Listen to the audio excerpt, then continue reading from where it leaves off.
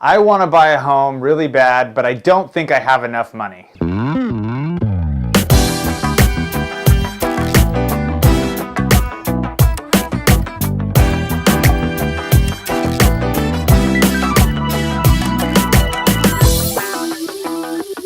Welcome back to another episode of Fridays with the Fiddle Fig. I'm John Selby with the Selby team, and many people I run across feel like they just can't afford to buy a house. And I don't mean they can't qualify or they don't have the money for the down payment, but they feel like the fees associated with buying a house is just so much higher than what they can afford, even if they have enough money to make a down payment and they can qualify for the house. So today I want to talk about 3 ways that you can get closing costs paid for and you don't have to pay for them yourself. So the first way to have your closing costs covered in a transaction or in a purchase is to have lender paid closing costs. So what does this mean? It means that yes, you still have to come up with your down payment money, but you could potentially have a lender pay the fees associated with actually buying a house. So this might be related to escrow fees, title fees, even some lender fees, and some of your your recurring closing costs, which would potentially be property taxes, insurance, and things like that. So that's the first way, is to have lender paid closing costs. And you can talk to your lender about this if you're talking to one, or I would be happy to provide a lender to you and you can discuss these options.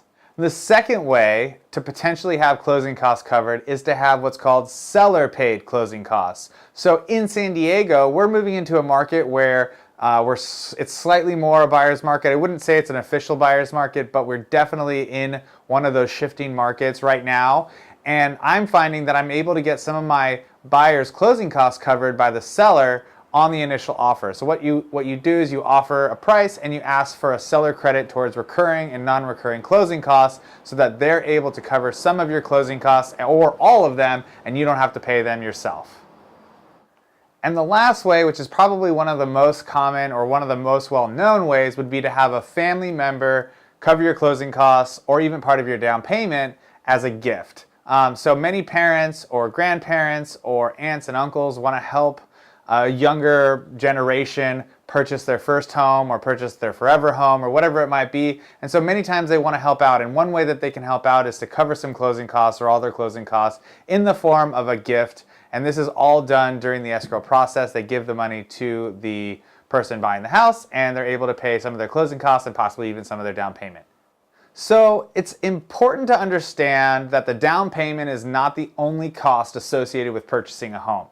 There also are these closing costs, but it's also important to know that there are some ways to have these closing costs covered so that you're not responsible for paying them. And I outlined 3 of those ways today, but there are also other creative, unique ways. So if you want to chat about it, if you think that you have a down payment and you really, really want to buy a house, but you don't necessarily have all the means or you don't want to break the bank, let's talk. We can maybe come up with some strategic strategies to make it work for you. So I'm John Selby with the Selby team. Thank you so much for watching this week and tune in next week for another great episode.